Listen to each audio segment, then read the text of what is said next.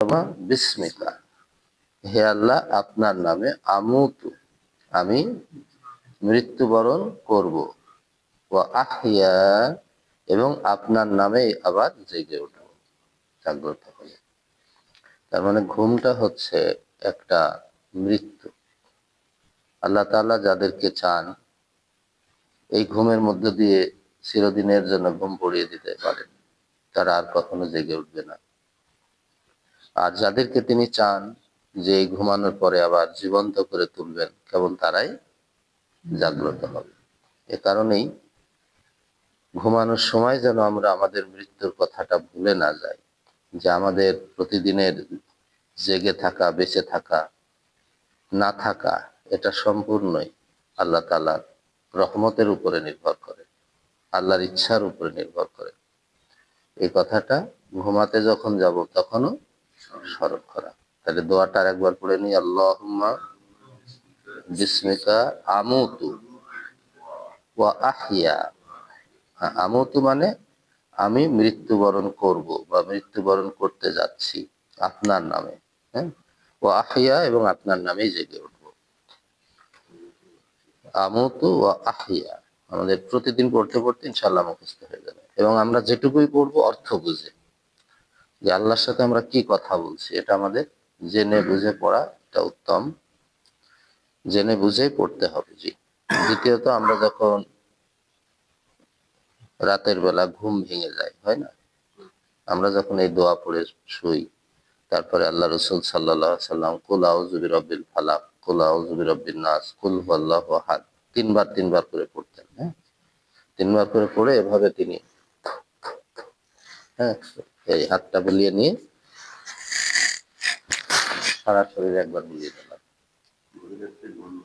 না, ঘুমানোর সময়, ঘুমানোর সময় এই তিনটা কুল, কুল আউযু বিরাব্বিল ফালাক, নাস আর কুল হুয়াল্লাহু আহাদ, শুয়ে পড়লাম। আবার আপনি শুয়ে শুয়ে এর পরে আয়াতুল কুরসি মুখস্থ আছে, যেটা আমাদের পড়তে থাকলাম। আর আল্লাহর পক্ষ থেকে একজন ফেরেশতা আপনার আমার বিছানার পাশে আল্লাহ তাআলা দান করেন। সারা রাত এই ফেরেশতা আপনাকে আমাকে পাহারা দেয়, যেন আমাদের কেউ কোনো ক্ষতি করতে পারে।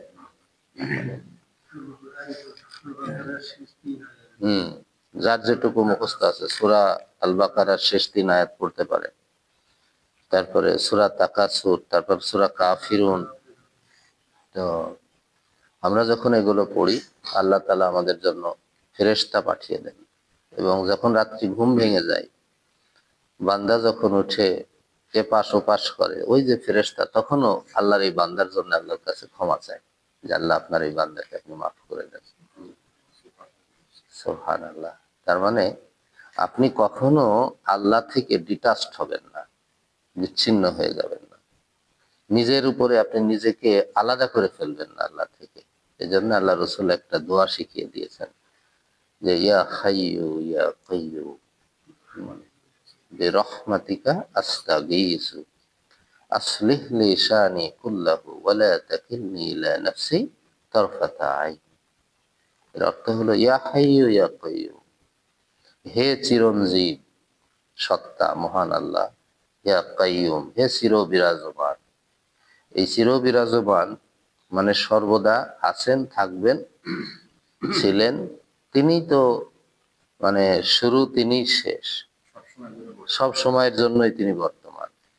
তো এটা অনেকে ভুল বুঝে মনে করেন আল্লাহ সর্বত্র আছেন, এটা ঠিক না। আল্লাহ আছেন তার আরশে, আরশে আজিমে, সেখান থেকেই গোটা সৃষ্টি জগৎ, এরা সবই তার, তিনি নিয়ন্ত্রণ করেন, পরিচালনা করেন, সকল প্রয়োজন পূরণ করেন।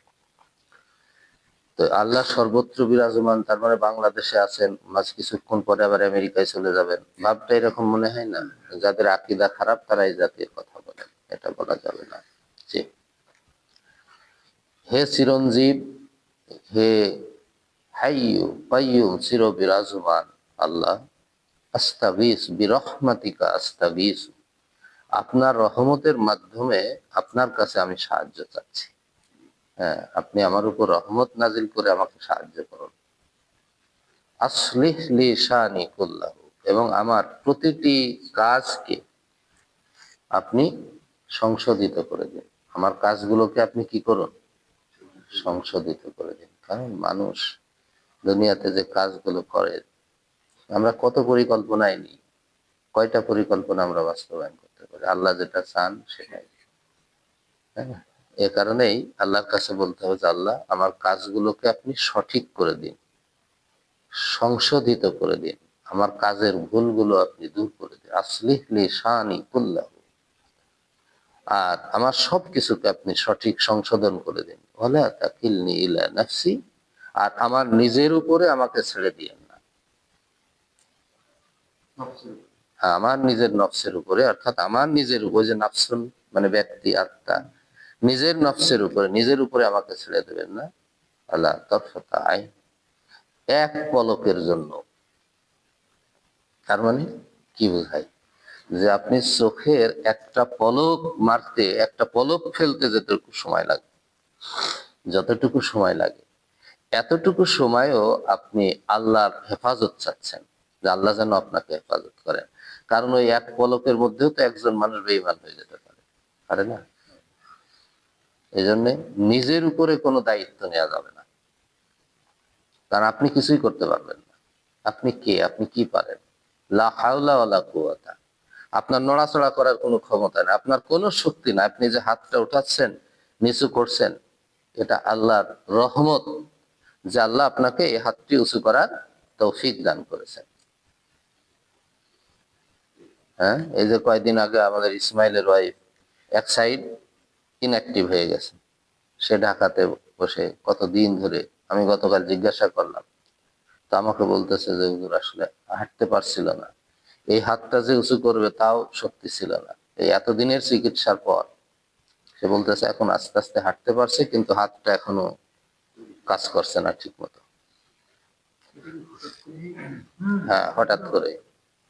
তাহলে কে সেই মহান আল্লাহ যিনি আমাকে সুস্থ রেখেছেন? আমি ইচ্ছা মতো আমার হাতগুলো আল্লাহ তাআলা আমাকে নাড়াচাড়া করার শক্তি দিয়েছেন, আমি হাঁটতে পারি, আমি কাজ করতে পারি, আমি কথা বলতে পারি, আমি চিন্তা করতে পারি, আমার যাবতীয় কাজ আমি সম্পাদন করতে পারি। কে এই শক্তি দিয়েছেন? তিনি হলেন আল্লাহ। এই জন্য কখনো এই ধৃষ্টতা আমরা যেন না দেখাই যে আমরা সবকিছু করে ফেলবো। You can't do something. কখনো আপনি কিছু করতে পারবেন না। বলতে হবে যে বিরহমাতিকা আস্তাগীস, আল্লাহ আপনার রহমতের মাধ্যমে আমি আপনার সাহায্য চাচ্ছি। তার মানে বান্দাকে অলওয়েজ নির্ভরশীল হতে হবে কার উপর? আল্লাহর উপর। এটাই বলতে হবে তাওয়াক্কালতু আলাল্লাহ ওয়ালা হাওলা ওয়ালা কুওয়াতা ইল্লা বিল্লাহ। এটা আমরা যেন কখনো ভুলে না যাই। আপনি নিজের উপরে কোনো দায়িত্ব নিয়েছেন তো মরেছেন, আপনি পারবেন কখনো নিতে? হ্যাঁ, ছেলে পিলেকে আমরা অনেক সময় বলে ফেলি, আরে আমি তোর বাপ বেঁচে থাকতে তোদের সমস্যা কি? মানে বাপ একটা কিছু, আমি বেঁচে থাকতে তোদের কোনো ঝামেলা হবে না। আরে হ্যাঁ, এটা শিরক এসে যাচ্ছে যে বাপটা অনেক কিছু, বলার দরকার নাই, এসব বলাই যাবে না। যা যা আল্লাহর উপরে তাওয়াক্কুল করো, সেই আল্লাহ তোমার সবকিছু করে দেবেন ইনশাআল্লাহ।